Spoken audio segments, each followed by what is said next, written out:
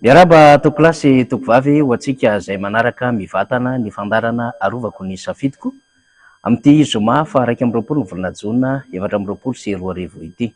Itenako faniry Razafy Manantany no manentana sy manolotra ny fandarana miaraka amintsika amin'izany fandarana izay iaraha mamokatra amin'ny fahitalavitra sy ny radio ny MBS ary ny radio Mada izany zato teboka valo. Dia misaotra ny teknisianina ao ambadika ao izay ahitana ry Lalaina, ry Joso, ry Onja miaraka amin'ry Tanjona, ry Tsiky tovavy mpianadrara eto amin'ny fandarantsika, ry Li Anko, ny any amin'ny radio ry Naomi Andrimalala sy ry Mario Rakotobe miaraka amintsika avokoa ny teknisianina rehetra eto an-toerana sy any amin'ny faritra izany mampita mivantana izao fandarantsika izao ary mandefa amin'ny alalan'ny famerenana ihany koa.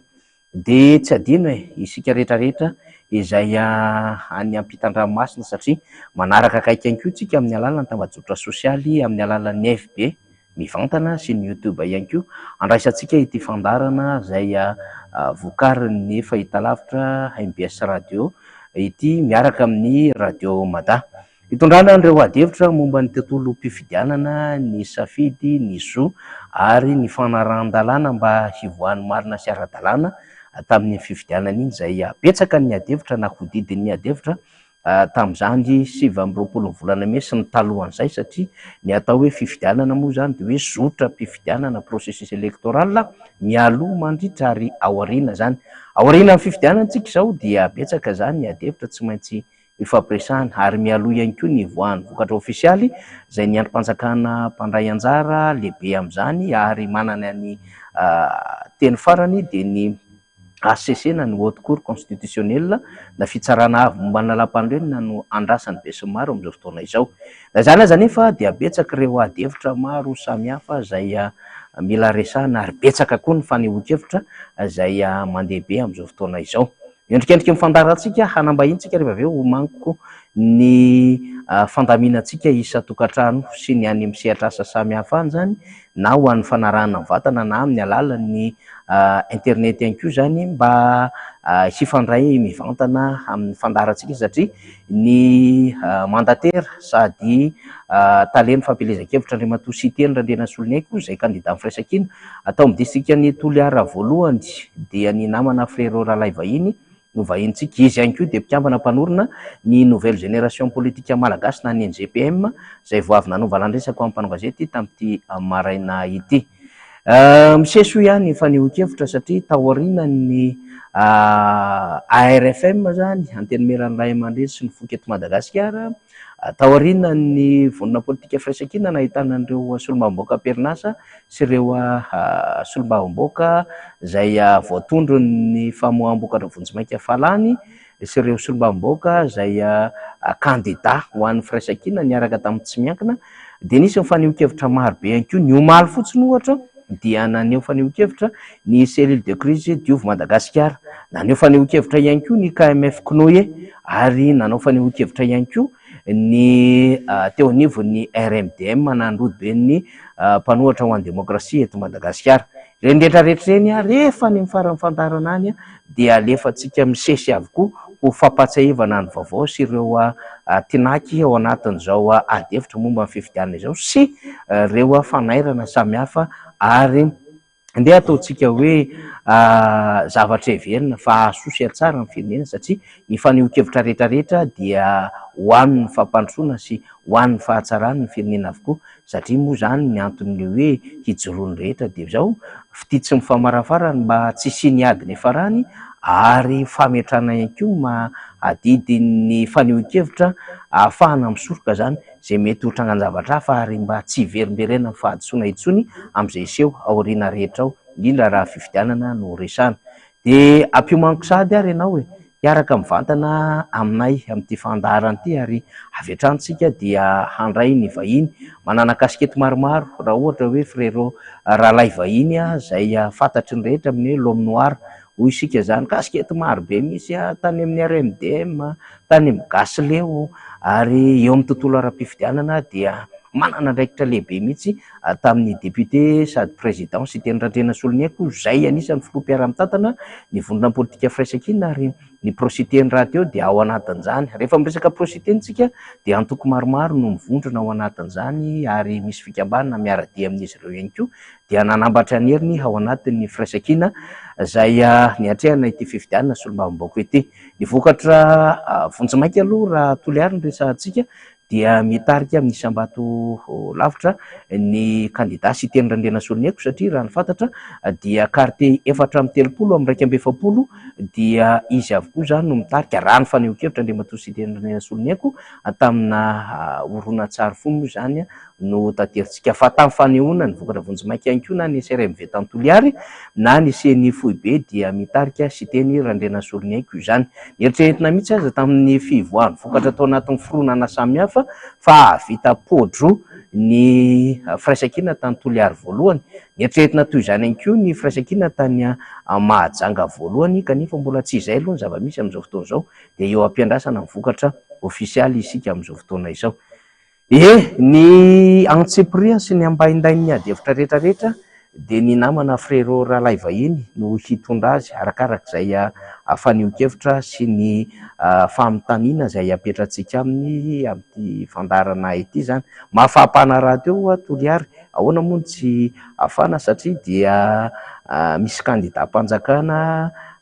resy izay mitovy amin'ireo toerana samihafa ny any amin'ny hoe deuxième position na hoe larana faharoa zany raha ho an'ny Toliary. Fa misy ihany koa ireo vondrona candidat vitsivitsy izay nitory ny candidat sy teny Randrena Soloniaiko ary mangataka fa nitsanana tsy ho candidat na disqualification mihitsy zany no ny anton-javatra maro izay fomba fahitana ireo candidat izay nitory azy moa. Dia hitondra fanazavana zany rehetrarehetra zany ny tompony andraikitry ny candidat sy teny, fa amin'ny mampikambana ao anatin'ny NGPM azy koa na ny nouvelle génération politique malagasy izay mpanorina izany sehatra ahitana tanora-panao politika izany, dia iresadresaka ihany koa ny fomba fahitana izany sehatra izany amin'ity fandarana ity ny vahintsika Lomnoir na frérot Ralay vahiny. Eny ara, satria efa eto akaiky eto izy dia miarabanao namana frérot Ralay vahiny. Miaraba ny namana mpanao gazety Faniry ary miaraba koa ny voaka malagasy tsy akanavaka zay manaraka nyity fandarana mahafinaritra androany ity. Zahay eto koa zany manaraotsy koa miaraba ny mpino silamo rehetra satria voavy nanao fety le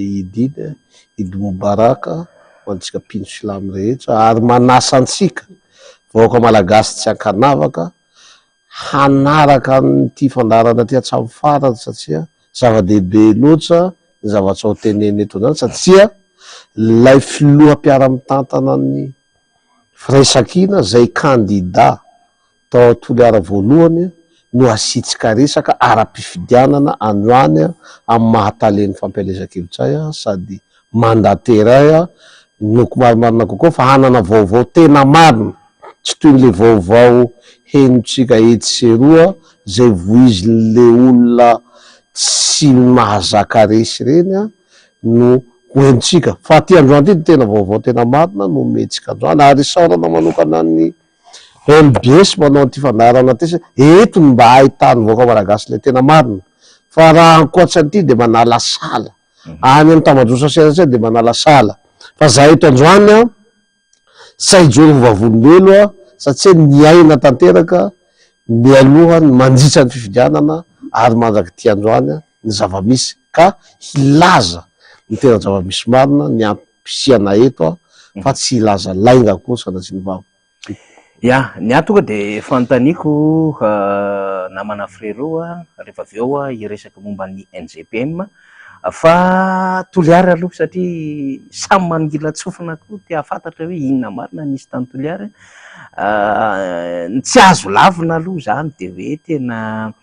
anisany ny fatoan'ny mpanara-baovao Toliary voalohany, satria maromaro ny candidat raha sy diso 7 tanoany angambany ny candidat izay nilotsaka hofidiana mpifaninana atao amin'ny distrikta ny Toliara voalohany. Fa tany ihany koa zany no naindrasana ny amin'ny hoe ity ny candidat avy amin'ny fanjakana, ity ny candidat avy amin'ny fanoherana na ahitana amin'ny firaisan-kina. Ny avy amin'ny fitondram-panjakana moa mazava ho azy zany de nisy composition na TGV zay mpiaradia mazava ho azy efa ministra secrétaire national zany antoko zany, efa député teo aloha, consul na réunion dia najoro n'lay fitondram-panjakana anatin'le vovonana isika rehetra miaraka amin'ny Andradjoelina oloalistra miaraka amina ministra teo aloha zay andeha atao hoe mapara dia somary niodikodina teo ihany, de avy eo indray nanaraka ny régime HVM de lasa ministra, de rehefa nisy ny 73 député sy ny fifidianana tamin'ny 2024 dia lasa nakany ampitan-dranomasina, tsy haiko na nanao sesy tamin'ny tenany na sahala am'izany, voatondro nanana antota-taratasy lehibe za ministra izany kanefa de tafiditra teto Madagasikara any ary mangingina ny raharaha momba azy eny anivon'ireny sampana momba ny kolikoly samihafa ireny, ary dia kandidata amin'ny fifidianana farany teo zany. Misy dikandolo zany zavatra tiako teneny zany satria saika ny fatohany maso ny mpanara-baovao zany akoatra ny circonscription hafa faratsy hoe Mahajangy ny teto Antananarivo fahadimy sy sisa, Antananarivo voalohany, Antananarivo fahaefatra, de ny tany Toliara ao anatin'izay fifantohana zay ihany koa zany ianao dia anisan'ny tena hoe motera nanodina ny fampelezan-kevitry ny présidensiteny ary niaraka tamin'ny ekipa zay bevata mihitsy nanao an'izay. Nde ataoko hoe accompli ve sa tsy mbola accompli mission satria eo am-piandrasany nareo am'izao fotoana izao isika menakavy vokatra ofisialy avy amin'ny ACC, fa hatreto aloha zany de mitarika ny candidatsiteny ary ny eritreretina misy de hoe podro, fa eo moanao anazava azy ny mahaposible ny tsy mahaposible ny podro zany, fa de hoe mitarika lavitra de lavitra. Ndika ve zany fa voaray tsara ny afatra sy ny paikady ara-pifidianana nentinareo niatrika an'iny fampelezan-kevitra sy fifidianana iny raha ho an'ny Toliara voalohany. Ny azoko anazavana azy de tsotra ny hoe tsy ny vahoaka malagasy no tena nitodi-dohatany, fa lay fitondrana amin'ny ankapobeny mihitsy zay tariny filoha Andry Rajoelina tena tsy nandy alina, tsy nandy andro nitodi-doha makany Toliara. Zay aloha zava-misy. Raha ny sitrapony zao fitondrana zao dia ny honamerenana nzay mandeha le paipaikady ara-halabato zay efa mahazatra an zareo no nampiasaina atao Toliara tao. Fa indrisy anefa Andriamanitra tsy tiany ratsy, Andriamanitra koa iankinany vahoaka malagasy satria raha miresaka zany sy teny zany tsika tsy afaka misaraka an'izany vahoaka malagasy satria voateo izy candidat filoham-pirenena nitety an'izao Madagasikara zao ary nahita lay fahantsam-bahoaka. Ahoana moa ny hagagan'ny olo ao Toliara sy ny vahoaka malagasy raha nijery an'ilay composition teneninao teo fa to lasa composition efa tsy équipe nationale fa internationale angava ny filaza satria fanampiko le composition teneninao teo ane deuxième liste ministre Marandrandede, ny troisième liste député amperinasa sady ben'ny tanàna teo taloha teo Toliara voalohany Rabeajaza, ny quatrième liste lefitry ny ben'ny tanàna, lefitra voalohany ben'ny tanàna amperinasa am'izao fotoana zao. Raha fijeran'izay liste zay mavesatra zany, mavesatra sady zavatra tsy tonga ho azy. Fa voalohany aloha ny zavatra tsapa hoe nisy tahotra tao, nisy tahotra tao amin'ny fanjakana na fitondram-panjakana amin'ny ankapobeny. Ara fanirian'izao fanjakana zao tsy tokony efa hipoitra tro zany anarana sy teny zany satria fantatsy ny zareo fa zany olona zany tsy hikely soroka hanohy ny tanjona zay efa nikirizany ho an'ny vahoaka malagasy, ka tsy maintsy natao ny kajikajy rehetra. Anao nanao ny tanàna marobe teo Majunga maro izy io, efa mivoaka koa ny information am'zareo any misy lisitra maromaro mihitsy iny zao fanjakana zao mba tsy hiditra ao amin'ny Tsimbazaza no manina io lisitra io. Fa ho an'izay namana tsy fanomezantsiny somary naivana kely le fitandremana tsatsady velam-panjaka izy hitatsika resy reny. Fa le sasany nainy ohatrany anay tao Toliara tao zany efa mazava aminay fa raha fifidianana madio ka misy fahilovana, misy fiandrasam-bato enjana be, tsy anjesy mihitsy ny candidat-panjakana. Ary saiko milaza eto fa ny ankabetsahany toerana nandresen'ny candidat-panjakana de le candidat tsy ny mailo am'le fiambenana. Fa raha candidat niamby an'ireo kosa tsy ho resindreo satria zavatra madio tsy mety am'ireo tsony. Reo tsy ahita fanjesena zany tsony raha zao fanjefesan'ny vahoaka malagasy ny fahantsany zao raha vao zavatra madio. Matoa izy manjesy ao raha. Ka zahay kosa aloha eto de manamarina fa mitombina lay poids. Mitombina le izy satria zao raha manamariky tsika fa amile fitoriana ataony zareo ane tsisy fangatahana fampitahana PV ary matetika zay mipaikadiny zareo rehefa mitory tsy mangataka fampitahana PV izy satria izy raha vo mangataka fampitahana PV tonga de vakinao azy le PV fa tena hoe manjesy le olo kasainy toriny, manjesy le olo kasainy fa io namana faniry vaoaka malagasy mety misy kajikajy politika izy io rehefa nidininay lalina satria ohatrany kaly toliara manokana zany raha mieritseritra zay hoe poids de mipaikadiny zareo zany rehefa nidininay lalina de mody mametsaka fitoriana izy fatany fa zavatra tsy mitombina no nataony na mody mividividy candidat zay azony influencena izy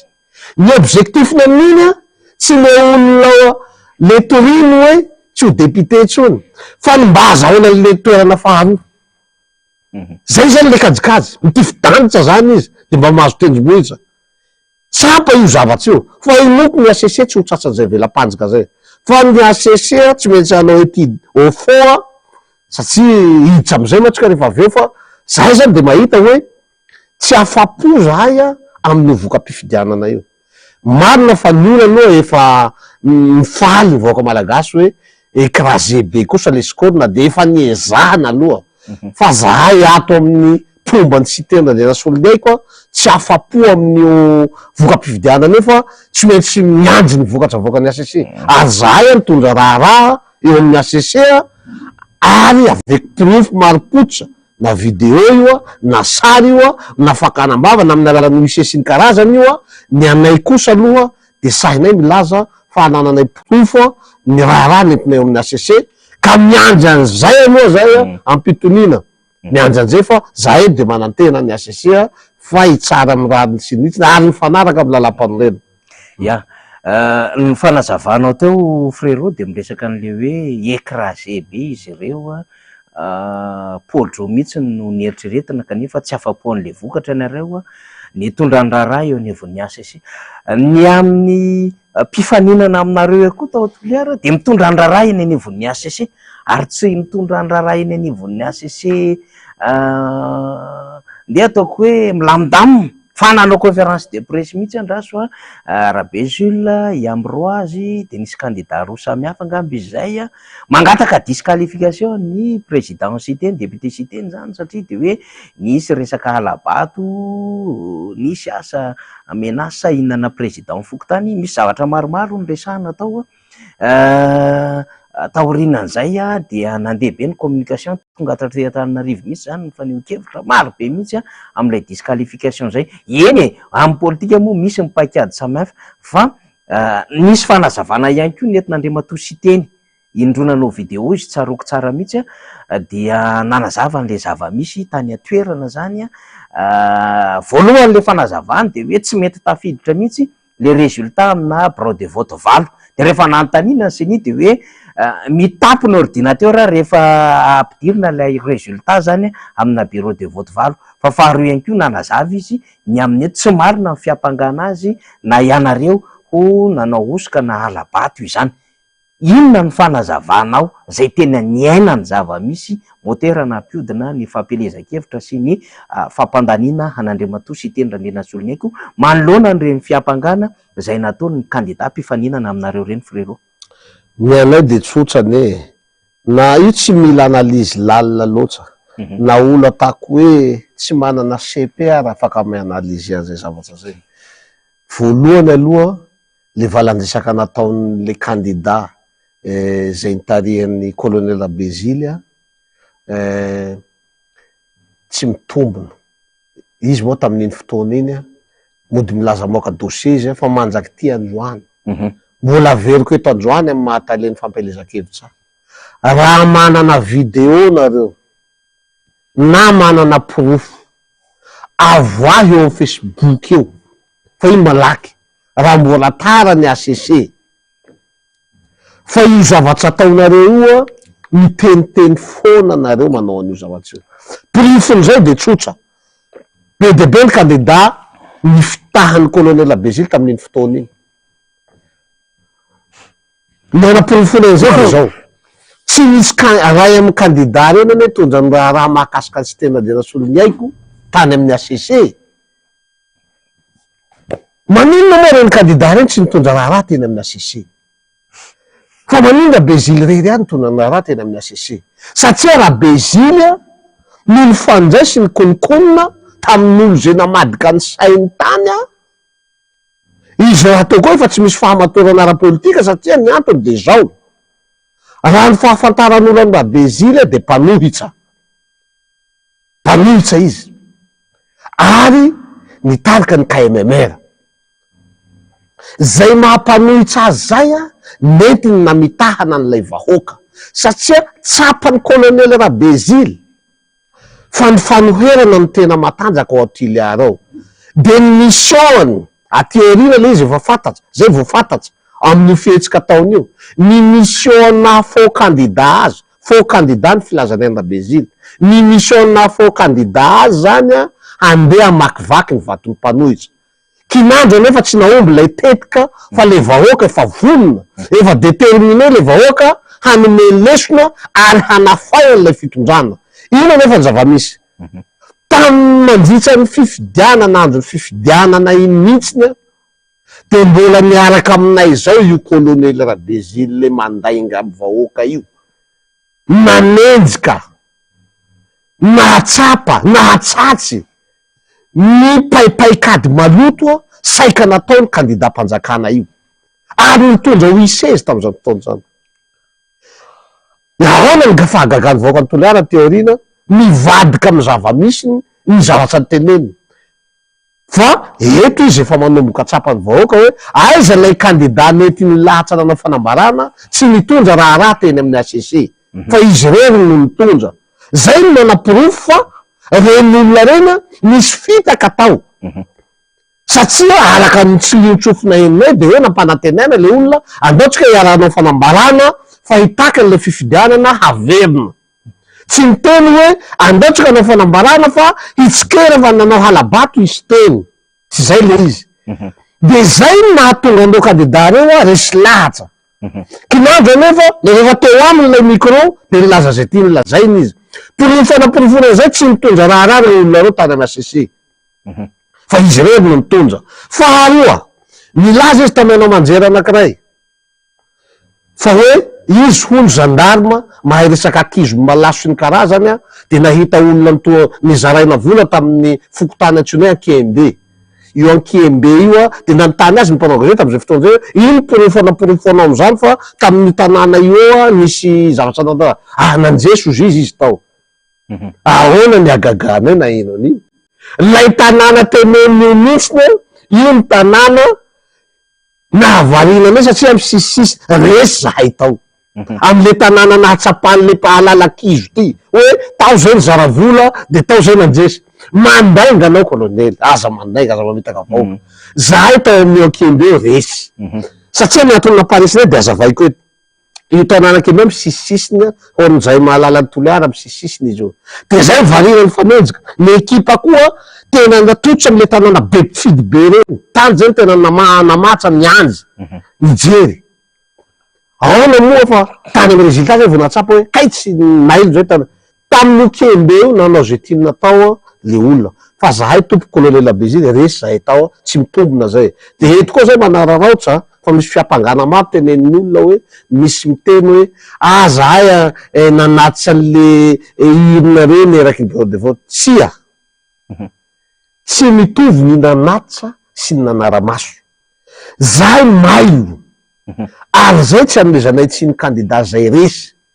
Fa reny resy amin'ny tsy fangarahana. Resy amin'ny kilalao maloto reny. Fa zahay tsorona eto manomboka amin'ny telo maraina de fa teo amin'ny seny mianjy. De ny seny sy mpitandro filaminana mitondra mirona zay manara-maso. Isaky ny bureau de vote. Satria misy zavatra arovana satria nahazo loharanom-baovao mialohan'ny fotoana zay ary isaorana an'Andriamanitra fa le vahoaka mihitsiny zay efa nanaovana mikimaky tamin'ny fividianana filoham-pirenena tonga saina ary nalahelo an'le fahareseny sy teny de namoaka vaovao a de mailo zahay zay fiarovana nataonay zay a de te havadika hoe nangala-bato mandainga tsy nisy ala-bato tsy manana fahefana na hery amy mahampanohitra anay zahay a hanao an'izay izy ara sahinay milaza eto efa any amin'ny aseseny raha fa omenay profo vaoaka malagasy tam'le 28 a ilarana faharoa Tinoka Roberto zay manana composition enjana be io a nanao kabary mihitsy hoe rapitso aho zao anana amin'ny andro fahanginana efa any amin'ny tambazotra serasera lay video egany mba ho jereny asesetse tsara lay video alefanay any aminy filoham-pirenena tsotro zao tonga tany ay tany aminareo koa tany aminay koa lay filoha manana video koa zay hoe aza mividy an'le voasary makirana satria lay mavomavo a mitovoloako am'le voasary makirana ary fananiana tao le mavomavo ny sy teny mitovy am'le voasary makirana de aza mividy an'le to de kopy ny olona de niniana tao roa mihitsy lay jiro anatin'inona mba ho poajoa ao zava-jetra zany a zahay manana video ary niezaka nitondra ny raharahany amy ACC ary zahay eto a mba tompitondra raharahany amin'ny ACC de mbola mametraka fitokisana feno amin'ny ACC fa asakasaky ny ACC tsy anjain'izay fitokisana zay fa zahay de niandry ampitonina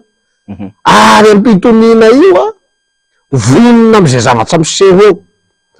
na dia tsy azo valozana lay didy fa vonina am'izay zavatra miseho eo ataonareo disqualifié zahay a de vonina ny vahoaka mandray fepetra mifanjaika am'izay ny vahoaka ny tompony fahefana eto amin'ny firenena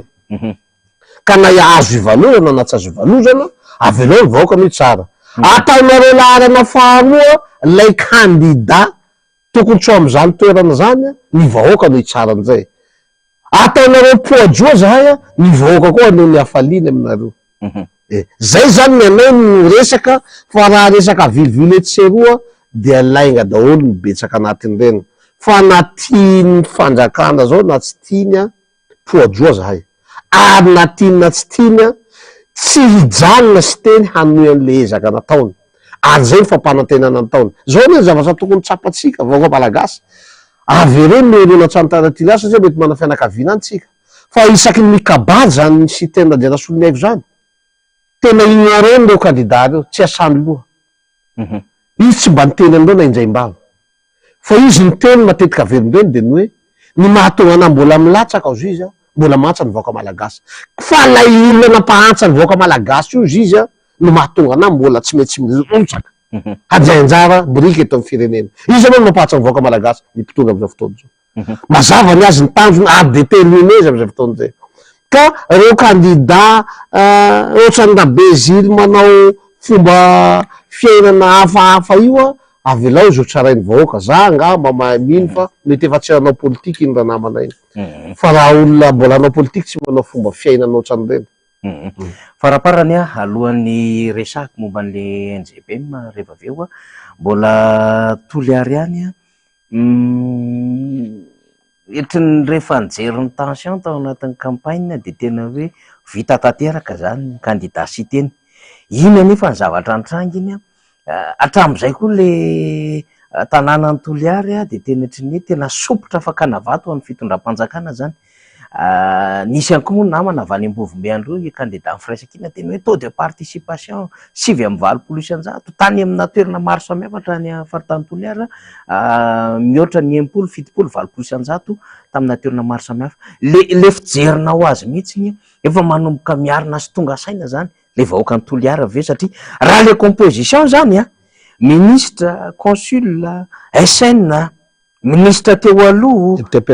député am-perinasa sady be tanàna teo aloha no adjoint au maire am'izao fotoana zao tena hoe le tena olona afaka mitondra vahoaka mitondra vato be possible tsy podro mihitsy ary fa tena asa potely mihitsy ny raha ohatra ka tena hoe 316 zany Toliary kanefa tsy zay zavatra mitranga zany fa tena lavitra be mihitsy lay comportement an'le vahoaka sy le conduiten'le vahoaka tamin'ny fotoana iny ahoana fahitanao an'le vahoaka Toliary am'izao fotoana zao fahitako azy tsotsy ary zay message zay raha mahay mandray lesona ny fitondram-panjakana za tsy milaza hoe tsara le kandida le nifaninana taminay tao havana daholo eny fa za mahita hoe lay fitondrana amin'ny ankapobeny mihitsy zay tarihin'ny Filoanja Rajoelina mihitsy na efa mankaleo an'ilay vahoaka hany misy fiatsaikany am'le kandida any amin'ny faritra zay zavatry zay ary zay nahafaly ahy rehefa nahita ny Filoanja Rajoelina tonga tany Antiliara tena voampirofo am'ty kilalao tio fa nandalo teto izy de omena lesona izy zahay namana faniry tsy de nanao paikady enjana loatra ankoatran'le fiambenana an'le le safidim-bahoaka niandry an'le safidim-bahoaka foana zay fa le vahoaka amin'ny ankapobeny azy zay tsy de nandany vola be tsotran'le campagne mahazatry hoe mandany vola be fa le vahoaka mihitsiny fantara nefa zany vahoaka miandry vato zany tsisy tambiny fa le vahoaka mihitsy volontaire hoe za iandry bureau de vote na itsy tena samby mitondra ny anjara biriky le vahoaka hanome lesona n'ilay fitondram-panjakana mazava hoazy moa mahazo lesona voalohana le kandida fa iny mesazy iny mesazy ho an'ny fitondram-panjakana ary ho an'ny filoham-pirenena zay nomena lesona izy atako angamba raha tsy nandalo tany mety ho hafa le résultat ona tiantan kely fotsiny a frérot akoatrin'le resaka hoe citron sy sisany resahany tany zany inona no zavatra mbola nampanantenainy le filoham-pirenena nandalo tany na hoe nyresahana indray satria matetika manko rehefa mandeha amina circonscription izy tamin'iny fampelezan-kevitra iny de hoe raha tianareo ny androso ary tsy ho adiny anareo am'izay zavatra rehetra zay atao de mazava ho azy tsy mila mpanohatra tsy mila olona betsika raha amin'ny anteny meram-pirenena mino fa misy zavatra hafa koa nampanantenaina ho an'ny Toliara kanefa matomo iny résultat zany tsy resy lahatra Toliara izy zany izy mako isaky ny tanàna izy mety manana kabary hoentiny fa ny tena zava-misy marina aloha efa nanantena be an'le lisitra nalamina izy na tiana na tsy tiana ry zareo avy aty nandamy an'iny lisitra iny satria tsy zany ministra maharanty-pahay lalàna zany député miresaketo rehefa milatsaka député anao de lalàna tsy zany ministra maharanty zao no ataonao hoe lisitra faharoa fa misy pression politique zay tsy maintsy avy aty dikan'izay zany izy le mandeha tany efa nanamafy fotsiny araky ny eritreritsiny fa lisitra napetsaky nefa nantenainy betsaka hoe maharanty Rabeaja Jean-Pierre le concile tia bobonako mako serinony iny tany Antiliara fa tsy bobonako iny aminay tifitenena hoe izy tonga tany aminay matoa sasa be nandeha tany efa nanantena vokatsy vita mazava hoe iza koa mila afaka mandonany retsy ko position to de enjana be tsy fantany anefa satria izy efa manadiny foana an'ilay vahoaka tsy fantany fa lay vahoaka efa tsy tia anazy niandro any fanotaniko fantatra cité ny tête de liste Pierre King sy ny deuxième liste de izy le 3 4e liste ho anareo any anay zany erlanto io efa olona mpiara-miasa akaiky amy sitenatsy zay io assistant le olona io nzay zany nitondrasanay an'le olona tanora metsiketsika eo am'le foko mba anisany hoe foko matanjaka Antiliara le antsona hoe tanalana toko be telo de io ndray de naka manam-pahaizana be koa zay professeur le 4e liste zay ACS Fisco teo amy tanàna teo ihany ray aman-dreny anaty lista koa composena an'izay asina ray aman-dreny asina tao zay zany efa tsy nijery zavatra betsaka satria ny zavatra tsapanao aloha ampanetsetena ty lay faharesena nisy tamy sy teny tonga de tsapanao hoe tsy lozika za hiatsika an'le fifidianana solombavam-bahoaka zany ny masaka tatam-pona sy tatan-tsaina de hoe andao zala hambenatsika io fifidianana io samby hianitsika isaky ny bureau de vote fa reo raha vokilalao madio tsy ahitantsika fa tsy maintsy poajo eo diso fantatsaiza zavatra zay satria io ane fiarahamonina de fa afaka hitarafanao zavatsy na izy manao campagne ane nio tsy rontse tsy mitehaka mijery fo le ambiansa tsisy le ambiansa taloha ary le olona ohatra hoe mizara vola zareo tena vola be zareo ifandroany hitana le vola misy totonjo mihitsy mizara le vola hitanao zany le otra de le vola solifideny ty efa totonjo fa nanay tsisy an'zany tsisy an'zany nataonay zay tsy nampitobaka vola be oatra natao zala satria zala zany efa mahatsapa fa hoe ty raha ty mafampana ny vahoaka eto, izy koa ne mahalala raha olona anatin'ny lisitra reo olona pitakosina vahoaka reo mahalala zalahy hoe marara reo ray aman-dreny reo candidat reo hoe hoatrany tsy aty amitsika le baolina fa andao angalatsy afaran'izay zokiny de zay ihany nambenanay de potsy ole izy tsy niasa mafy be zany zahay ampanetsetena zay no mahatonga anay tsy mitsatsa misaotra ny vahoaka ny toliara tonga asaina lay vahoaka tonga asaina lay vahoaka tsy vahoaka ny toliara rery any io fa matetika ny toerana zay nanjesy an'le tsy miankina sy ny firaisankina de nanjesy amin'ny fomba madio ary mihaja ary tsy nandany vola be fa ny anjesy androzy matetiky misy vola be mitobaka de misy mikimaky be diabe de ahoana miagagana fa androany zareo hoe mpitory zay koa ry zareo de omeny olona mino fa miasese koa ome amireo olombelona koa neny asese ome aiza koa va hoanao ve sy telo ve de atanao hoe nanisy ve précaution nanisy misy fokotany tao atiliara nomena moto avokoa ino ny dikan'izay quarantaine fokotany ao anatin'ny fampelezan-kevitra de misy sary manam-porofan-drano fa nanao ve daholo misy fokotany de manao casquette de manao orange de miirina ve tsy nisy fokotany loha larana am'zany aiza ny accès ampidiranao zavatra ao anatin'ny irina fa ny zavatra kasainy natao tsy tafitany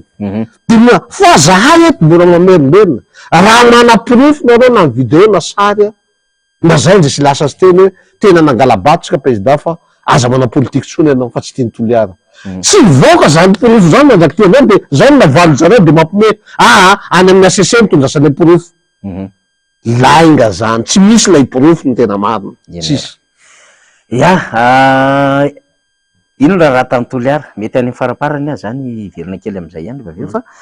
androany de nanao valan-dresaka atao mpanogazety le nouvelle génération politique malagasy manetretena ny resana fa na ny mpanolotra ny fandarana raha de ao anatin'izany ihany koa zany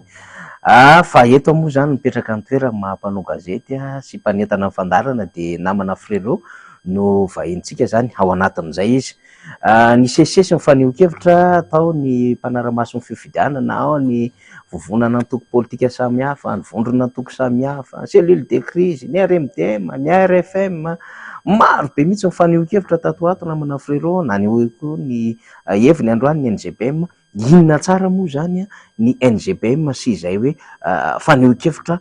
fanitsi indrindra amin'ny fiandrasana ny valim-pifidianana amin'ny fomba ofisialy zany ny NGPM moa araka efa fantatsy vahoaka malagasy any fa fanamafisana no atao eto nouvelle génération politique malagasy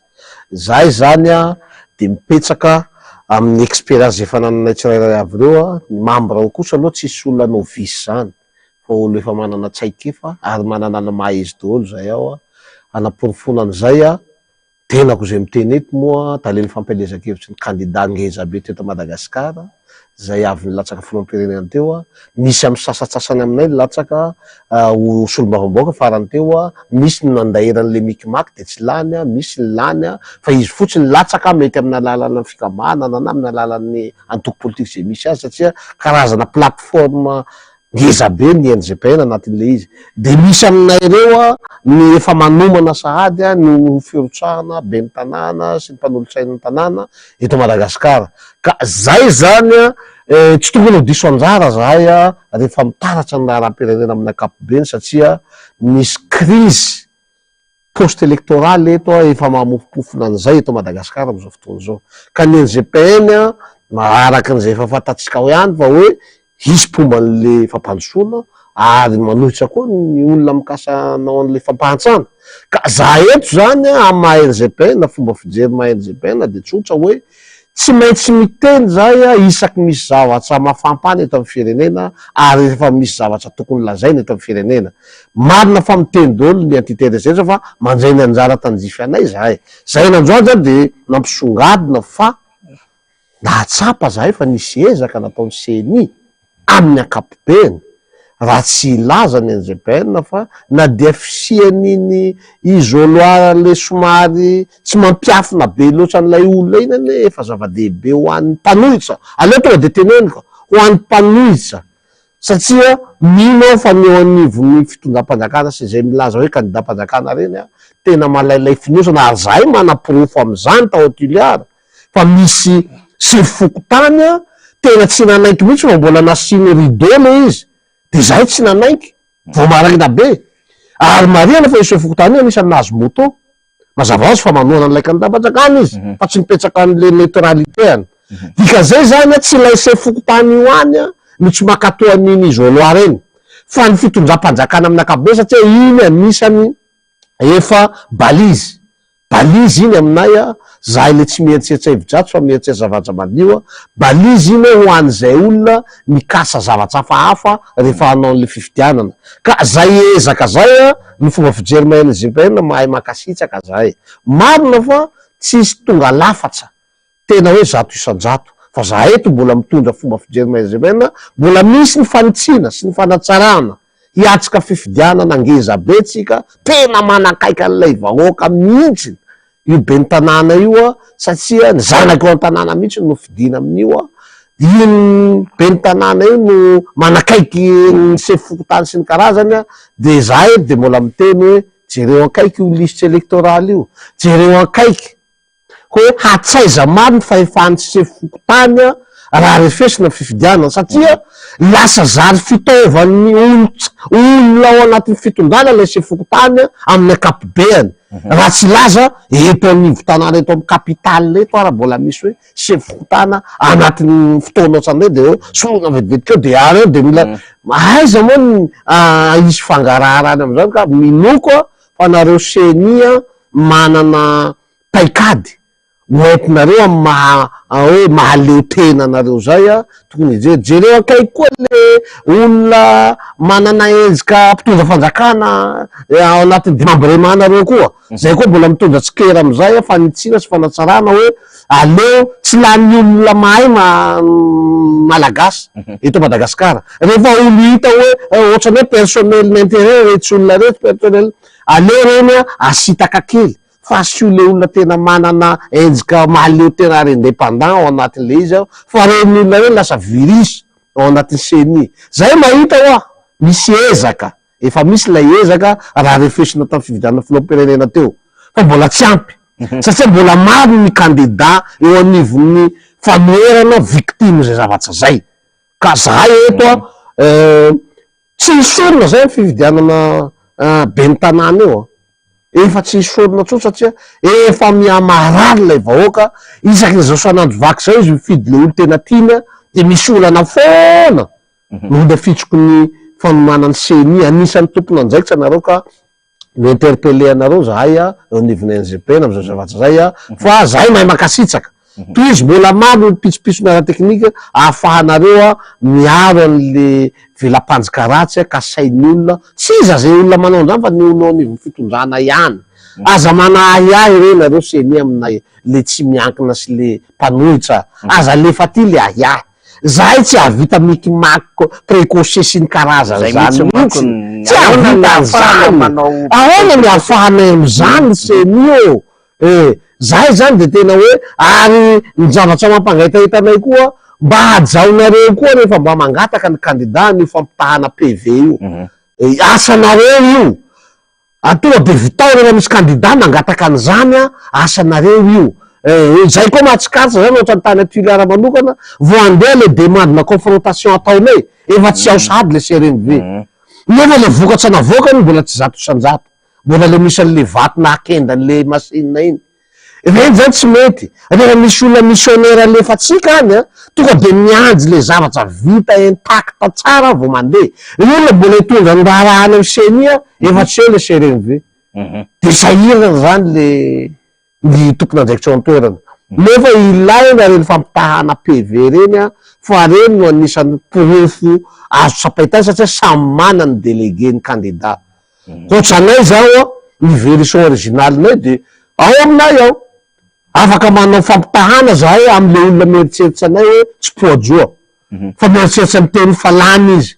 marina fa écrasé fa zay tsy afapo amin'io zay zavatra zay ilanay fanatsarana amy seni fa makasitraka re am'le izy oloa reny fa tena betsaka niakatra toso-jata amin'iny zavatra zay satria surprise be amy zalahy le izy dia fa mbola mijanona am'le NGPM ihany zany nanana le izy manko zany zao hoe karazana sehatra zany fifanakaloza-kevitra ny tanora-panoa politika ho tompona andraikitra eto amin'ny firenena raha pitso raha afaka pitso. Nanana candidat zany hoe efa mba sehatra fifidianana zany ireo mpikamban'ny NJP matany amin'ny antoko sy ny fikambanana sisy azy. Misy nandeha tamin'ny vondrona antoko politika, misy tamin'ny tsy miankina sy ny sisa.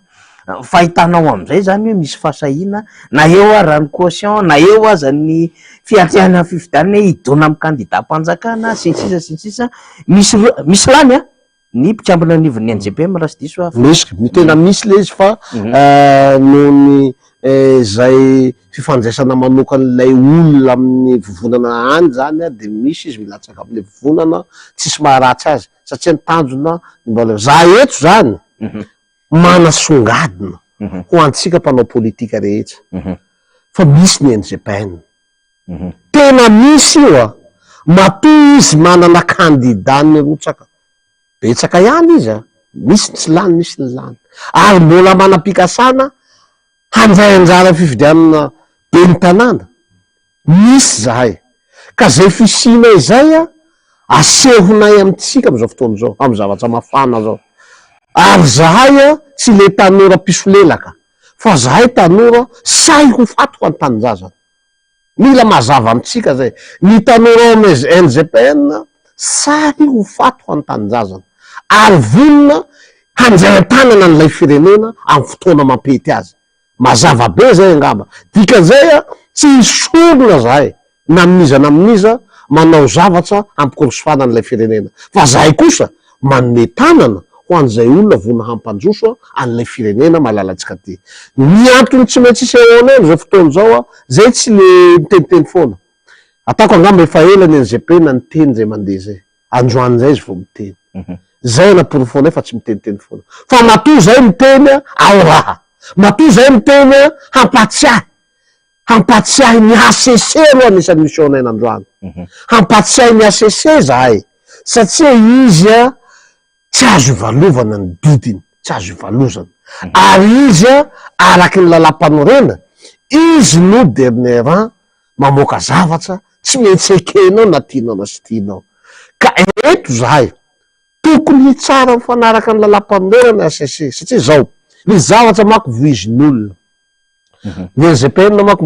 mahita fomba fijery ty zavatra ty vitsy ny olona mahavita an'ity mijery an'ity fa zay zany ny akabetsan'le olona rehefa mitondra raha eny amin'ny ACC de misible foana izy an'le candidat fa tsy tokony hijanona am'le candidat le izy zay fomba fijery ny NGPN fa jerena ny tompona andraiky mpanjakana rehetra mifanandrify ka nandika lalàna ary mifandraika am'le candidat fa tsy le candidat ihany disqualifie-tsika ohatsy disqualifiena ohatsy izy ny candidat anankiray satria nisy olona nafoanana ny vato nefa le olona ahatonga an'le zavatra mangatsitsika zay eto de mampatsiahy ny ACC hoe misy lalàna koa ahafahanareo mijery an'ireny olona reny satria tsisy ambony lalàna eto ao amy lalam-panorenana tsy ny candidat ihany no menjika ho jereny ACC rehefa misy raha entin'olona zahay zao mety mitondra raha eny amy ACC mikasika le candidat fa iny zavatra misy ifandraisana am'le ino tompony andray mpanjakana ambony ny antsehasa atao anatin'le fampielezan-kevitra tokony jerena daholo leny satria reny na omenareo zay sahaza azy mba tsy ahafahan'le olona mamerimberina an'le zavatra fa le zavatra tsy karitsiny am'izao nefa nisy tamin'ny 20 sy 20 nefa mbola averin'le olona dikan'izay zany tam'izay fotoan'izay tsy nisy fijerena azy fa lasa le candidat ihany no cible ka za eto zany mampatsiahy araky ny lalam-panorenana ihany fa azo jerena koa reny olona reny fa tsy hijano am'le zay le fomba fijeriny NGPN zay le maha nouvelle génération satria zahay averimbero volona handray an-tanana an'ilay firenena amy fotoana mampety azy ary vonona ho faty ho am'ty firenena malalatsika ty zay mazava tsara zay ny fanotaniko faraparany frérot Ralay vahiny efa mivadika raharam-pirenena amin'ny akabeany mihitsy de ataotsika hoe vonjy-maika aloha zany ny vokatra tsy araky ny resahana hoe 20 hoy ny secrétaire national ny atoko miaradia amin'ny fitondrana zay manana andraikitra eto Analamanga noho ny vinavinain'izy ireo raha ny vokatra vonjy-maika ara 20 any ho any tsy tonga le atsasa-manila na hoe majorité absolue zany hoe raha 20% ny vinavinaina 80 ny azo very toerana 70 be zao zany. Tamin'ny fifidianana 2024 manodidina 100 no toerana azo ny mpiaradia ny fitondram-panjakana zany. Iny isa iny am'ireo isan'ny solomaamboka fa raha nyjerevana koa an-tanan-dehibe namana frérot Ralahy vahiny dia vototra teo am-pelantanana avokoa zany laharana voalohany ho an'ny mpiaradia ny fitondrana ny volomboasary fa saika ny firaisan-kina na ny tsy miankina no voalohany dia taorinany moa zany izy ireo zany. Io raha mbola misy sasa mbola miady laharana am'izao fotoana zao any amin'ny laharana fahatelo te-antany tanora mpanao politika anao ny expérience politika anao ary ny vaovao maro be satria mitety Madagasikara koa anao amin'ny andraikitra samihafa amin'ny vondrona misy anao sy ny fifampikasoana am'ireo tanora midika inona ny fahitanao am'izao vokatra zay azon'ny mpiaradia ny fitondrana izao. Midika an'io de tsotra fanomezan-desona n'ilay fitondrana amin'ny ankapobeny io ary fanomezan-desona ho an'ilay mpitondra am'izao fotoana zao. Satria mbola ampiko sao de adinonao lay mpitondra tenin'ny gouvernemanta mihitsy ny candidat fa mbola nomeny vahoaka lesona tany faratsio, mbola misy ifandraisan-dolo zany. Ny eto zany hitara fanjavatra ny tanan-dehibe satria voalohany izy mahara-baovao, faharoa izy iseraseran'olona betsaka na mpivahiny na vahoaka monina eto, tsy tonga ho azy ny faharesena na hazo amin'ny candidat manakaiky ny mpitondra fanjakana tamin'ireny toerana reny. Eto koa de mahatsapa ny NGPN fa efa tsy eo amin'ny tanjaky ny tsony lay mpitondra satria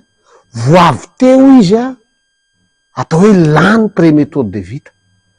mbola tsy ampy ray taona akory de fa io zavatra hitatsika.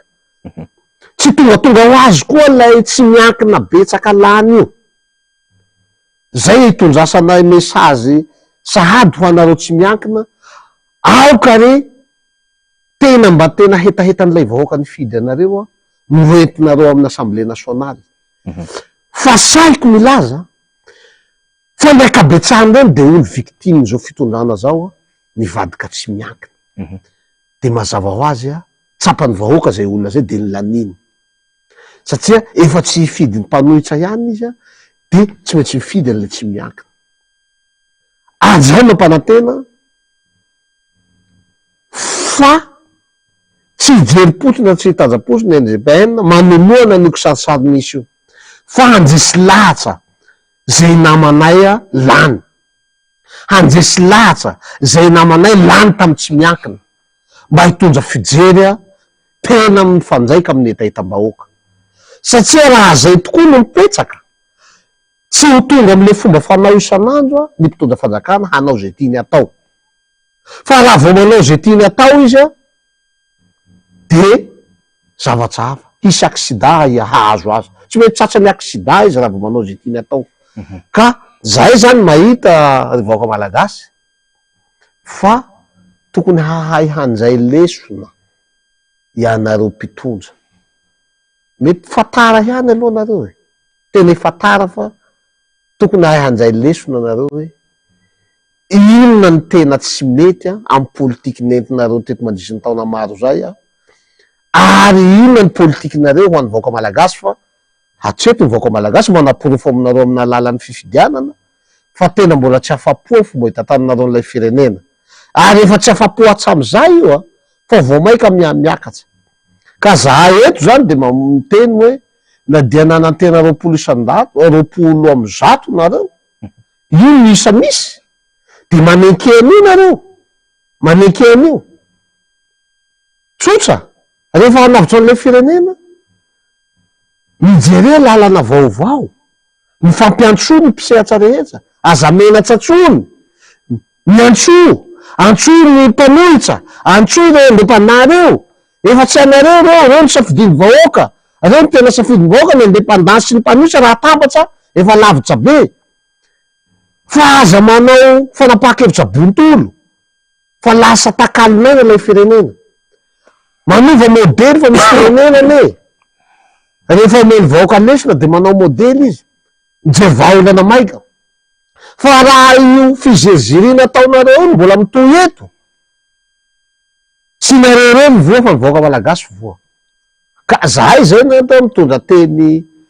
fanentanana ho anareo ihany a, efa tsy any aminareo lay hery, de maiza mandray lesona, de nisosokevitra avy am'NGPN, mampiantsoa, mbola tsy tara. Amin'ny fiatomboany mandaza ao mbola mety zava-tsy rehetra atao. Mampiantsoa, miakolafiky rehetra, ireo antitemiteny rehetrarehetra reo ampiantsoy, fa manana ny heviny reo, manana ny heviny. Fantasy fa misy zavatra trapozinao anatin'le indépendant be da be io a, misy am'ireo olona reo a, zanak'ireo le olona manao fanambarana reo fa izy indépendant zay ny anarany. Dika zay aza tsinotsiniavina zay olo miteny am'izao,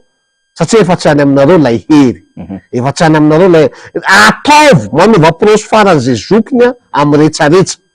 ary raza mamteo, azaza manao baikobaiko tsony. Ao ka le mesazinao tany atamatavy Andriamatofoloha, ankaherezo, ankamafiso, le mesazy iny tena tsara be hoe tena le tena safidiny vahoaka no avoa. Tsara iny.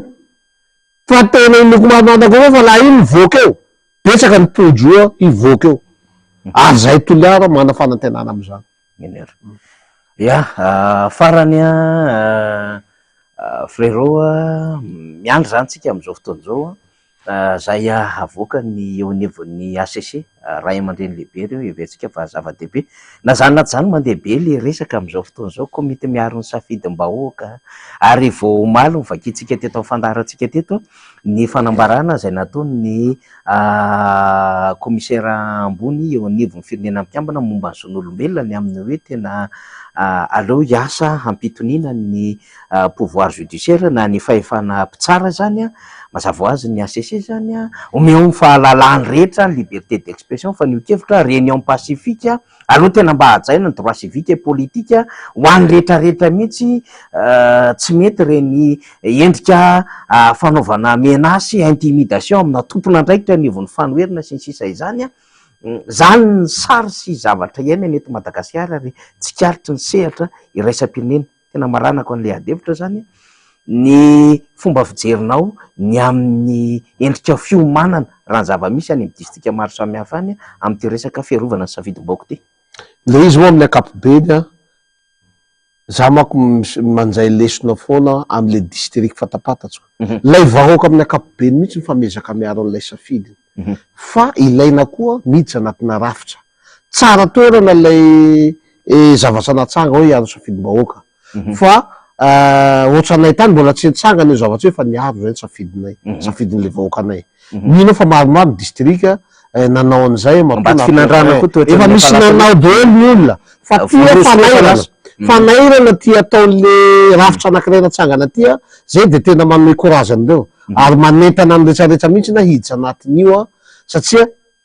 mbola tsy vita le fifidianana, mbola hiatsika fifidianana antsika. Zay koa de manentana ho anareo namorona an'io zavatra io a, tsy ho anelanelaneny koa nareo a, misy mikimaky anelanelaneny tsy efa-tsefany de hijano, fa mbola hisy fifidianana eto. Dian'le fifidianana nomboka, efa manao balizy nareo. Efa manana expérience ka zay fifidianana zay nifandimby teto. Dika zay a, tsy tokony tampoiny loza, atao loza le izy satria misy olona very fananana, very herim-po heritsaina, de resy tsotro zao noho ny alabato. Atao loza le izy. Dika zay zany a, tohizo io zavatra io a, fa zay zao de vonona n'olo tanana amin'ny fiarovana safidim-bahoaka satria saripady ny safidim-bahoaka. Miteny koa anao fanambarana amin'ny commissaire anina ny ireo firenena mikambana. Io zany a, mila mahay mandray lesona foana. Matory manao an'iny fanambarana iny a, nefa ao anatin'le zavatra petsandreo de tsy voahaja, de matetika zareo manasazy. Io le atahorako. Le sazy nefa tsy ho aminareo mpitondra ihany ny atefa, fa misy fiatsaikana aminay vahoaka le madinika ty. Zay mahatonga anay hoe aoka re rehefa misy zavatra efa avolenta be avy amin'ny firenena makambana zany a, de ho hajaitsika. Ary ny fanambarana iny mifanjaika. Amin'ny fanjaisiko le izy amin'ny fanambarana filoha hoe aoka le tena safidim-bahoaka, fanomeza fahalalana an'le pouvoir judiciaire ane zany. Aoka le tena safidim-bahoaka no avoaka. Lay filoha mihitsy no miteny an'izay a, za tena nanao bravo. Zay ane fomba fijeriny NGPN rehefa misy zavatra tsy mitondra fampandrosoana satria misakana korontana zany a le tena hoe hamoaka hoe tena safidy-moaka zany de zay manao bravo bravo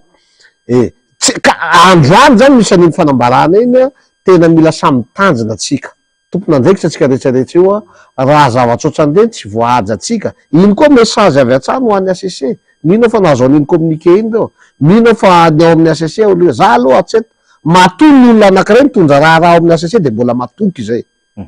fa rehefa tena tsy matoky zany nanga tsy mandefa fitoriana tsony avy aloha tonga de tsy mitory de zay mivoaka eo na resina mandresy fa matoky mbola mitondra raha any amin'ny ACC ny candidat de mbola matoky ka iny misy communiqué tsara filatsaka koa tsara fitotona ozy izy ny tenin-jatovy hoe lay communiqué satria mbola tsy namoaka vokatra ny ACC tonga le izy dika zay zany a mitovy am'le message ny GPN androany io ihany koa iny fa misy façon itondrasany azy ny GPN ane ohatran'izay mampatsiahy fotsiny ny zavatra araky ny lalam-panorena reo olo amin'ny ACC reo a mahay daholo reo ny tena mahay izy rehetrarehetra reo tsisy tsy ahalanareo fa mahay fa miangavy atsika alefasy ny dossier requêtinao de aza manao pression niza io koa le pression iny kila olo mahavita manao an'iny nampanohitra na indépendant na ina le pression misy tsy mila misy ho an'ny ACC avelao reo nareo asa malalaka fa i pression io olombelona reo de lasa sahirana koa izy mandray fanapakevitra misy koa zay amitsika indépendant sasatsasany amitsika mety mpanohitra mety entany-po aza manao pression aza apetsao fotsiny ny requête asio ny preuve rehetrarehetra ny proof ohatrany nataonao misy vidéo misy sary fa miangavy fotsiny fa tena hoe tena mandamia fotoana nareo ACC mijeran'le vidéo reny fa tena milaza zavatra reny vidéo reny marina fa betsaka le vidéo tonga ao aminareo satria betsaka ny requête nataony namana zay fatapatatsinay ihany fa miaka vaditany zay mivaditany tamty de tena niasa misy an'izany hoe ahoana marangady tena tsy anjaisana an'ireny eo anatin'ny kabary mihitsy le filoha misy vaditany tonga de manao ny asany tonga de iny anaovanazay toliary tena graviska analalava koa nanao an'izay le izy va tena apetsaka amin'ny ACC tsy manao pression zay fa tena apetsaka amin'ny ACC malalaka anareo tena mametsaka injamiko le message ny filoha hoe aoka le tena safidin'le vahoaka no ivoaka eo aoka le tena safidin'ny vahoaka injampo tena tsara eny tena miangavy ny filoha averimberina filohane olombelona ihany izy io minoana nareo fa fantatsy ny filoha reo mpiara-miasa amindreo tsy mamely daholo any amin'ny reny vohim-paritany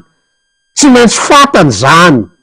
ary minomarinarina kokoa aho fa tsy ohatran'le fahefana nananan'ireo taloha tao filoha no hisy am'izao satria efa fantany nareo fa tsy mamely daholo ny any Majunga tsy mamely ny any amin'ny Diego tsy mamely ny any eto Antananarivo betsaka tsy mamely ny any Toliara moa vao maika loza fa tena hoe ohatran'izany mihitsy tsy mamely rehetrarehetra ka zahay eto zany miandra-pitonina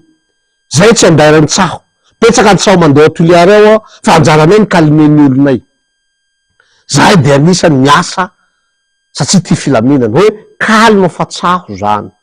fa tsika nametsaka raha any amin'ny ACC de miandry ary zahay eto manararaotra any fa mazo de tena manome hery fatsany any présidence zay candidat-nay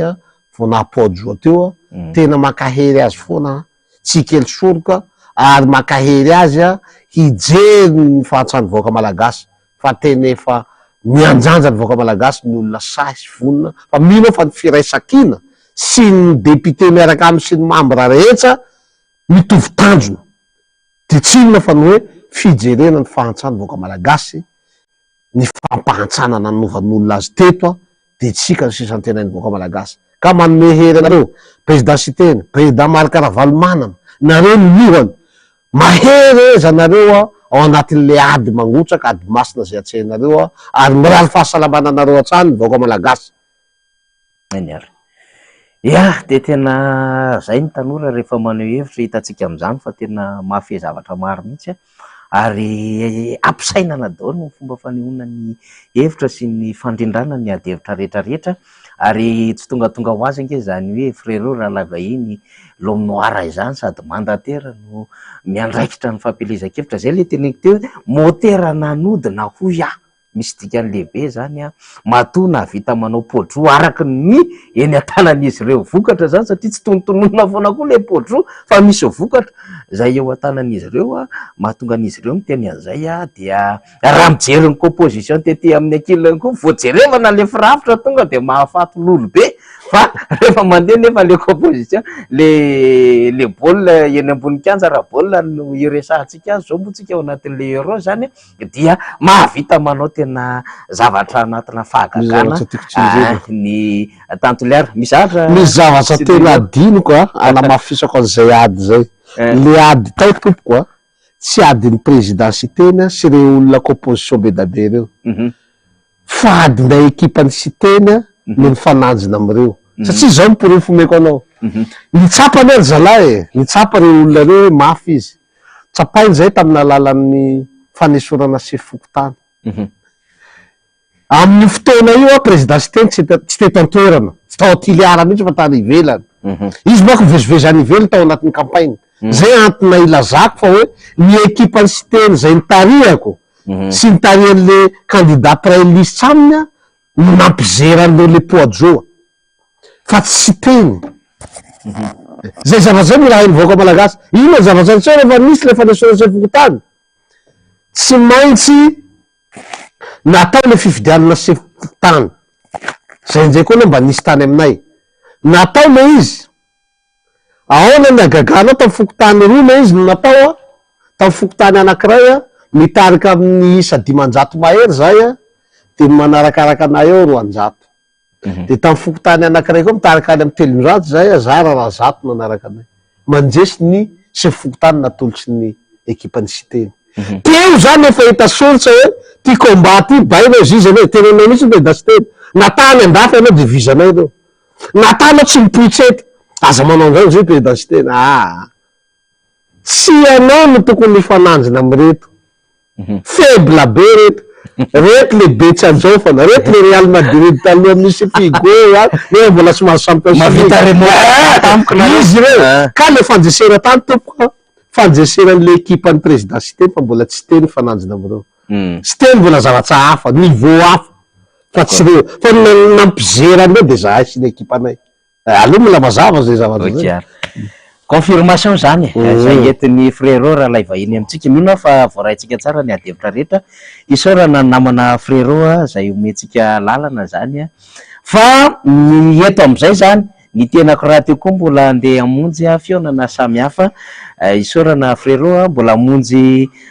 adidy amanandraikitra ihany koa satria misy ny adidin'ny fiarahamonina mamalagasy atsika zany tantely amam-bahona amin'ny fiainana de mbola andeha hiazakazaka amonjy an'izay ny adidy amanandraikitra zany tena koa maromaro izy amin'ity farany herinandro ity de tsy maintsy sakelehana daholo sy loloavina ary babeny zany rehetrarehetra zany amin'ny mahalelany tena amin'ny ray aman-dreny ihany koa niveau fiarahamonina sy ny andraikitra raisiny tena anay zany akoatran'izany dia ny andaminana azy zany dia asesitsika am'izay reto horonan-tsary fohy reto mikasika amin'ny fanambarana ny sesomaly de ny cellule de crise diovy ny tokotany diovy Madagasikara ny RMDM nahitana faneho-kevitry tabera randremana tso papatabera zay filohan'ny antoko kita Madagasikara mpitarika ny CRN sy pasteur Edouard Tsaramy eo ihany koa ny fanazava-kevitra nentiny teo anivon'ny komity zay miano fifidianana KMF Knoe zany de reny no alefa misesy rehefa zay samy miaino an'le fanambarantsika satria zay le tiako tenenina hoe miazakazaka ny raharapinina am'izao fotoana zao de andefa an'izay fanambaran zay de andeha le hira fanentana ny KMSB rehefa avy eo dia lay sary famantarany fandaharantsika arovako ny safitiko no hamarana anazy zany de akasitrahako betsaka ny teknisiana nytarian'ny aritanjana tao ambadika tao tena mpianatra raha fa tena efa mpandimbo mahafinaritra tsara mihitsy ary mahafehy zavatra maro ny namantsika zany fa moa zany dia tsy miasa noho ny fandaminana zany sy ny mahavoatazona azy ka tsy maintsy nanaovany izay fangatahana andro tsy fiasana zay mba ahafahany mikarakara n'izay fandaminana lehibe ivelan'izay zany de tovavitsika ny niaraka tamintsika nandritry ny terinandro tia na raha ny ekipany division isan'ny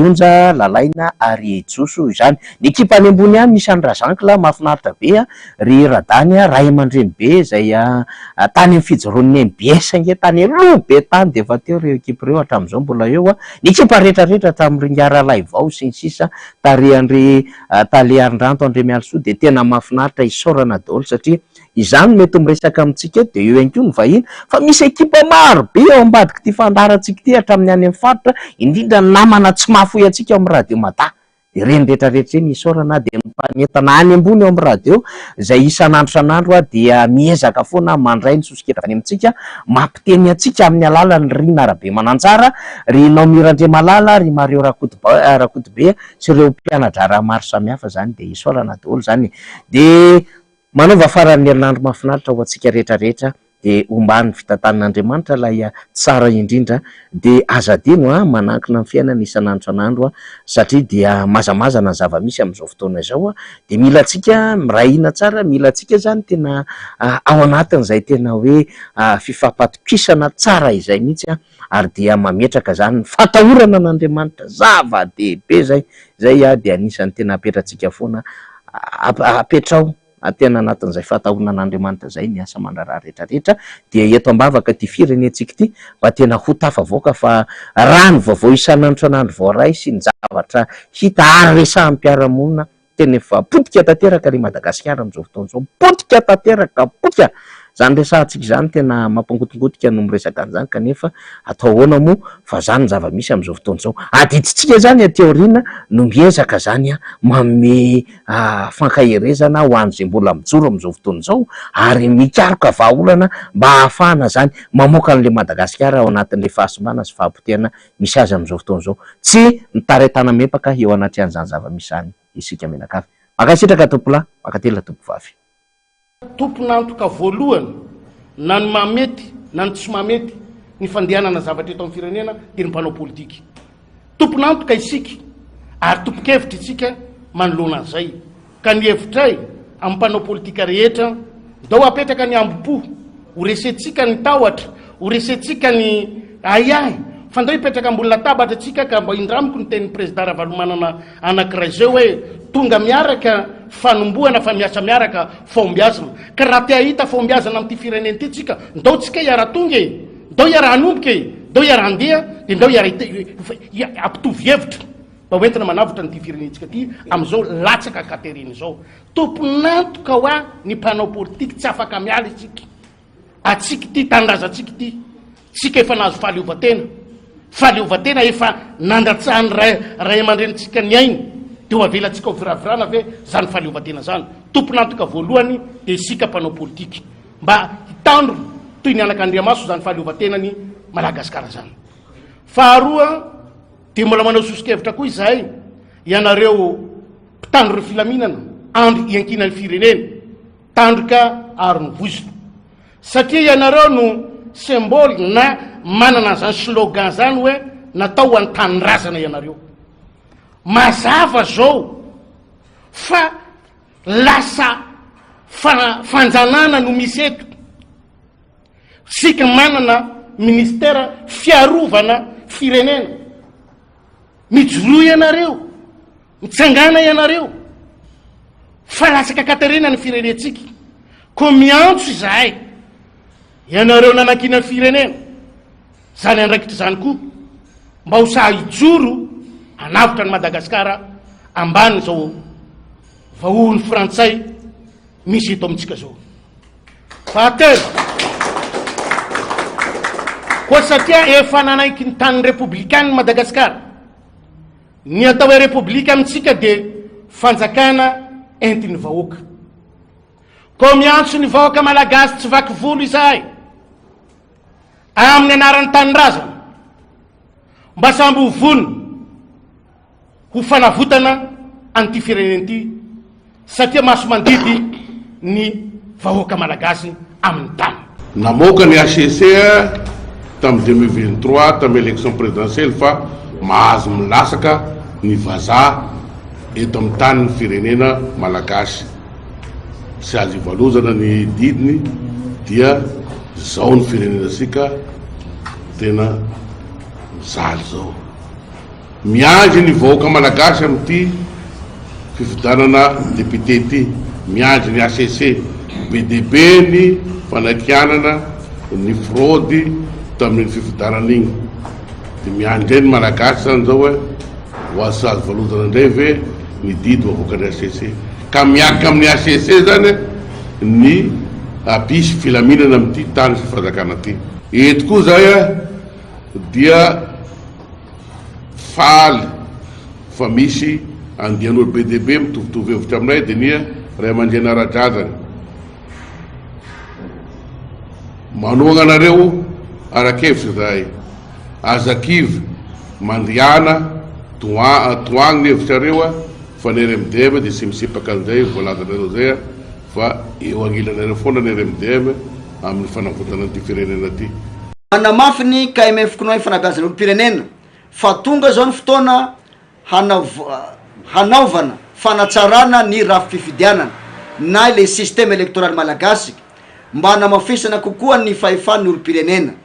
Izany dia tsy ho tanteraka raha tsy hisy ny fanotsina lalam-panorenana amin'ny reto andininy reto: andiny fahatelo, andiny fahadimy, andiny faefatra amby roapolo, andiny fahaenina amby efapolo, fahadimy amby dimampolo, fahafitopolo, faharoa amby fitopolo, faefatra amby folo amby zato, ny toko faharoa manontolo, ny andiny fa raiky amby enipolo amby zato, roa amby enipolo amby zato, enina amby enipolo amby zato ary ny valo amby enipolo amby zato. Tazonina ny dingana tsara efa vita, ohatra ny andiny fa telo amby enipolo amby zato, ngamba ho vakiko vetivety le hoe andiny fa telo amby enipolo amby zato, zao ny voalazana andiny fa telo amby enipolo amby zato ny lalam-panorenana. Zay tena itovizana hevitra hoe tsy tokony ho kitia. Hoy izy hoe ny maha republika ny fanjakana, ny fotokevitra mairay tsy anombinana ny tany-pirenena, ny fotokevitry ny fisarahan'ny fahefana, ny fotokevitry ny fizakantena ny vondrom-pahatra itsinjara-pahefana, ny faharetana sy ny isan'ny fempotoan'ny asan'ny filohan'ny republika dia tsy azo anaovana fanitsina. Satria raha vao miteny an'io zay hoe ahitsy ny lalam-pifidianana ny atongavan'ny sainy maro dia hoe occasion koa io mba ampitombona ndray ny mandat, fa voalaza ny andiny fa telo amby enipolo amby zato dia tsy ho kitiny io. Fa tena mipetraka tokoa ny fanontaniana hoe tena voadinika tsy vitany hoe ampy ny ampy ane io ohatra ny mpampianatra amin'ny anjery manontolo ihany, io na ataonao adiny ray io koro vita, ataonao semestre ray vita, fa tena hoe le didi-pitsarana mivoaka ve tena mifotra tokoa amin'ny fandiniana lalina, amin'ny fandiniana tena hoe amin'ny saina tony, amin'ny fotoana ampy an'ilay zavatra misy. Dia ny valiteny avy aty aminay dia hoy zay hoe mila tsaraina ny système électoral eto Madagasikara fotoana zao, ary ny fanatsarana dia tsy hoe misy antokotokon'olona manatsara azy any, fa tokony alaina ny hevitry ny besimaro. Mbola tsy resako teto tsony le izy satria ile resanay tary, tokony misy fakakevitra miala avy any amin'ny distrika, zany tsy mila andaniany vola be. Dia hoy zay hoe na olona roapolo isaky ny distrika ndraika ampy ka hoy zay hoe raha tena ampiarina amin'ny anaran'ny voaka malagasy tokoa ny lalàna, raha tena lazaina fa avy amin'ny voaka malagasy tokoa ny lalàna alao ny hevitry ny voaka malagasy ary ekeo zay ekeny voaka malagasy. Fikambanana dia mitaky fanasazina reo voaroroy amin'ny raha mahakasika fifidianana, na io any anivon'ny ACC. Raha ACC ohatra hoe hamoaka hoe ny vonona ity fifidianana ity bureau de vote ity, satria nisy andreto tokony hosazina le olona natonga an'izany fahafatesana, satria misy safidim-bahoaka lasa tsy voaja ao anatiny. Ny fanangana ny ANRCM io tokony atsangana, satria tsy hitako zay antony, tsy hitanay zay antony tsy hatafatsangana an'io fa akoatra ny finiavana politika. Fanajana ny safidim-bahoaka marina,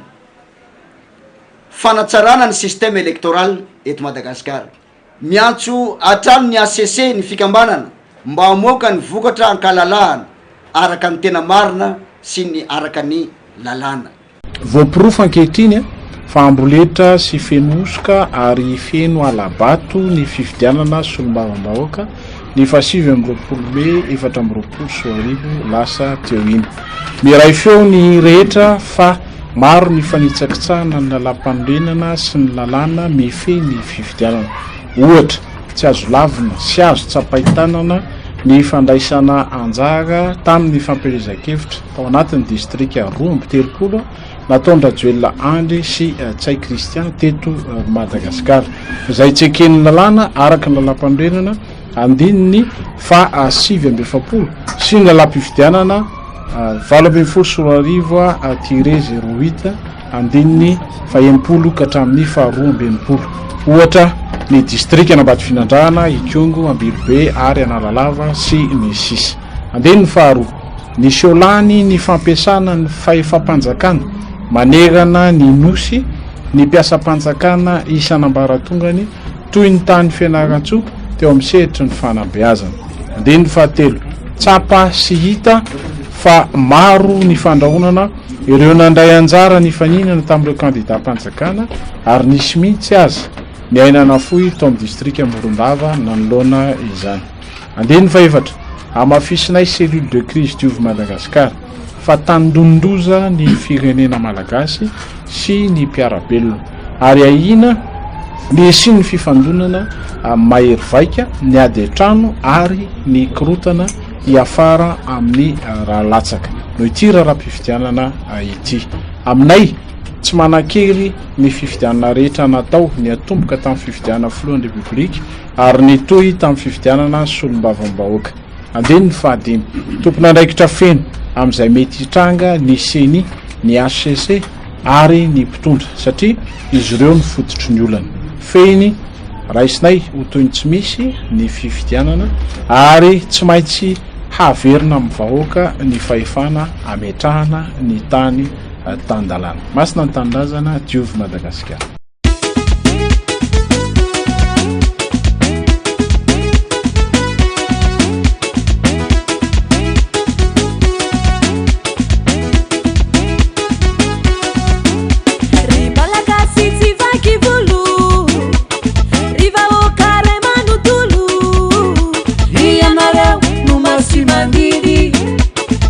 Não, não é um safidi. Me sangana fazia que se quer. Me se mangala jani fato se quer. Mila miteni fazia mangina. Antiga tap mila mirahina. Comiti me arruni safidi baoka. Comiti me arruni safidi baoka.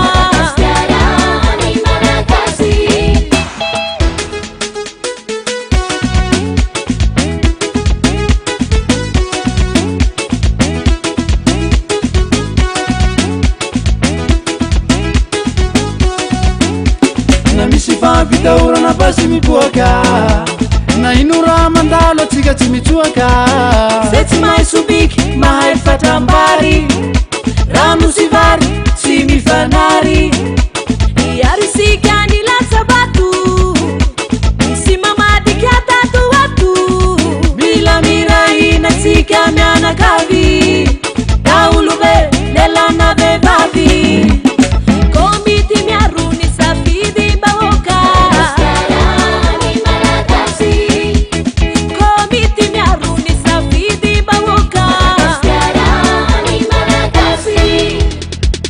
ry candidat nirotsaka ho fidina